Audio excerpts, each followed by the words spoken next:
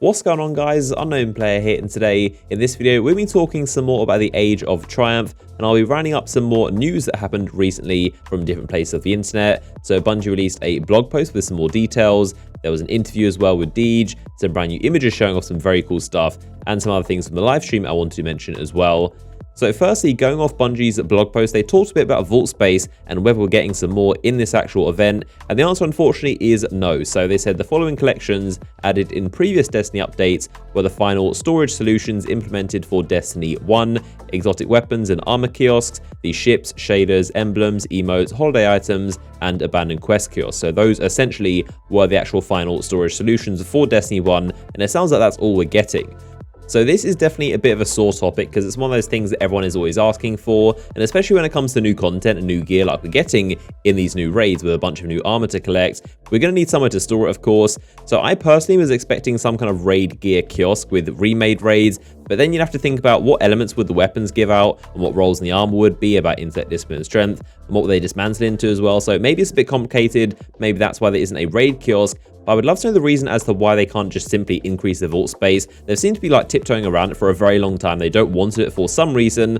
They did drop the old gen consoles, and Bungie did say they were holding back the vault space in the past with Dark Below. So I think the main thing is that we have no idea why it can't happen. I think that would definitely clear up a lot of confusion. I'm certain there's a reason for why they can't add to vault space. I'm sure Bungie would love to do it if they could, but I would love to know that reason, because I'm sure people wouldn't be as frustrated if they knew why it couldn't happen. So maybe there's a weird bug they can't fix, or maybe devs are on Destiny 2, but there has to be some kind of reason. Either way, it's definitely going to be a struggle to hold all these new items with this event, and it's going to mean deleting a lot of really cool and unique stuff we've been collecting and holding on to, which is definitely disappointing.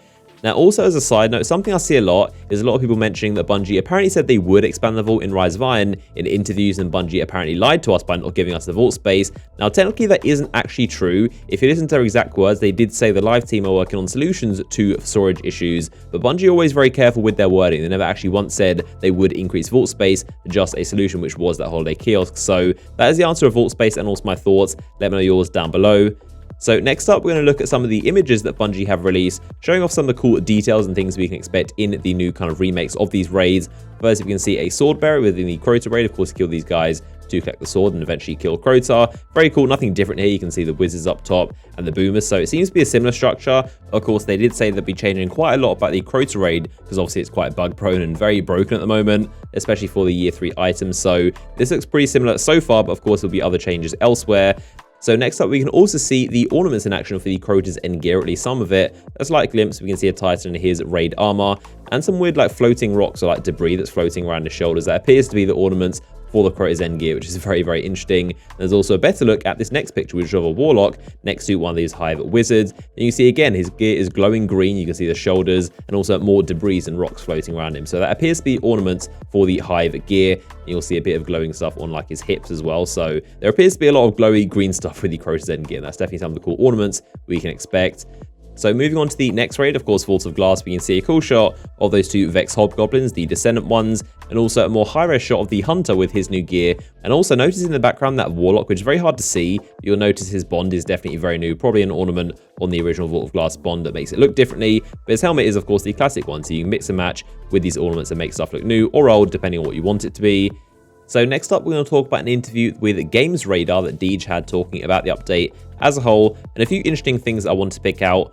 So the first thing is Deej basically referencing Destiny 1 as a whole being over and Destiny 2 being very, very close. And he said, the race is over, they've knocked down every combatant, while they stand on the precipice of a new adventure that will take them to new worlds and tell new stories. We'd like to take account of the new wonderful experiences we've shared with them and the awesome things they've done.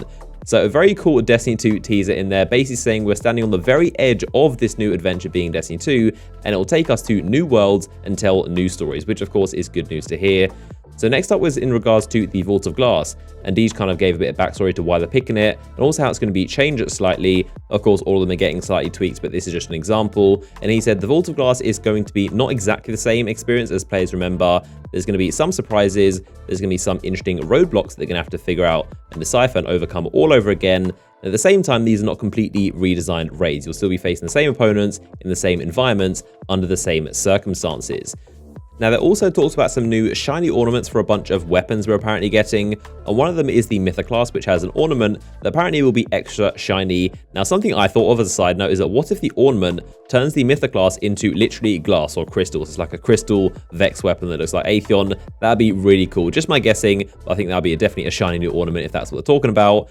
So next up, they mentioned Fatebringer, the elemental primaries topic, and Deej said, on the topic of Fatebringer, which is returning, he said, the weapons have always been the big boys on the block in terms of power and perks, and the way they enable a guardian to fight.